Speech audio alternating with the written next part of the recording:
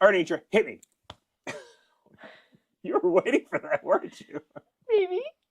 Well, that's not what I meant. I actually meant more like blackjack. Or something else. Or like something else. This is a snap review for Flip 7. Flip 7 is a family card game designed by Eric Olson and published by The Op. The box says it's for ages 8 and up since there's a little bit of math, and it's for 3 or more players. How many more? As many as you want! The rules suggest you'll probably want to add another copy of the game if you're playing with more than 18 people. All right, that's a lot of people. What are they going to see when they open this box? As with most games that are just numbers on cards, there's not a ton of noticeable art here, but what there is effective. Each number card is just a single number in numerals and in English, in a font that takes up most of the card space. There's a border and a bit of color decoration, which make it prettier without getting distracting. You need to know this is a special deck of cards. There are 12 12s, 11 11s, and so on, all the way down to a single 1 card and a single 0 card.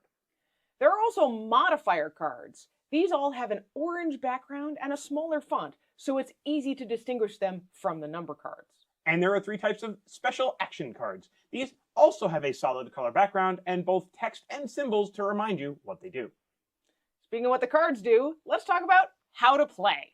Your goal in Flip 7 is to be the first player to score 200 points, but you cannot do that in a single round. Each round you'll score points based on the cards in front of you, but you'll bust and get 0 points for the round if you have 2 cards with the same number. Let's walk through what a typical round looks like. The dealer gives out a face-up card to each player. Most of the time, these will be number cards. Once everyone has a card, the dealer goes around again, and each player will state whether they want to get another card or keep what they already have. Anitra here asks for another card and gets a +6 modifier. This will add to her total if she doesn't bust. It's also a modifier, so it doesn't count as a unique number. Claire asks for another card and gets a 2. Now she has 2 numbers. Asher asks for another card and gets a 10, which he already has, so he busts out of the round. Andrew gets a freeze card, which he can choose to play on anyone who is still in the round. And he plays it on Anitra, holding her to 17 points this round. Claire chooses to keep going and gets a second chance card. We'll talk about that in a minute.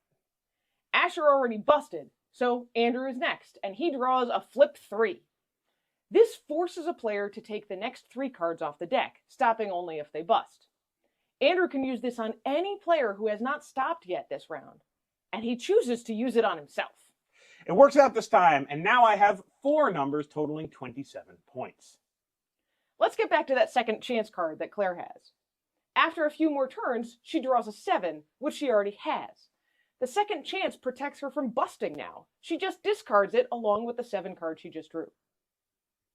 Meanwhile, Andrew has drawn a 0, which does not give him any more points. Then, on his next turn, he draws a 10. He now has 7 number cards, a Flip 7. This gives him 15 bonus points and immediately ends the round for everyone. Since the round is now over, we total everyone's points. I get 55, 40 for my cards, plus 15 for the Flip 7. Anitra gets just 17, Claire gets 31, and unfortunately for Asher, he gets nothing because he busted. After scoring, gather up all the cards and put them on the discard pile. Don't shuffle them back into the deck. The dealer passes to the left and starts dealing off the top of the deck again. Keep dealing and letting players make decisions whether to stay and keep their points, or ask for another card and risk busting. When the deck does run out, shuffle up the discard pile and keep playing. Check at the end of every round to see if any player has passed 200 points. If so, the game is over and the player with the most points wins. So Anitra, what did we expect from Flip 7? You told me it was kind of like blackjack, so that's what I expected. That nail-biting moment when you have to decide whether to risk it big with another card or stay safe with what you already have. So many people had been talking about Flip 7 being one of their favorite new party games, so I expected a party game. Easy to learn, easy to teach, big whoa moments, things like that. But there were some surprises for us, so what surprised you? I have 2 main surprises. The first is how good this game is at drawing everyone in. We've only played with groups of up to 7 people. Only? But I can see it getting bigger than that because everyone is watching to see who busts or who's close to getting 7 unique numbers and ending the round. It's got that crowd appeal that we like in party games. My other surprise is not so great. The official rules for the game are really rigid when it comes to the special cards. If you're dealt one of these freezes as your first card, you have to immediately resolve it by playing it on someone. This prevents them from being able to participate in that round at all and can really suck the fun out of a game quickly. We ended up making a house rule that any freezes dealt as someone's first card just get thrown in the discard pile. Personally, I was actually surprised at just how much even our kids loved playing this game. It's a really good reminder of the enduring qualities of a single deck of cards. You don't need amazing art or complex mechanics to make a game good, even though I like those things, but Flip 7 is an excellent reminder of that. The op has lots of experience making incredibly thematic games, but here they winnowed the formula down to something basic and classic, and it just works. We absolutely recommend Flip 7 for families. Our youngest is a legend in our family for fearlessly pushing his luck in games of zombie dice when he was just 2 years old.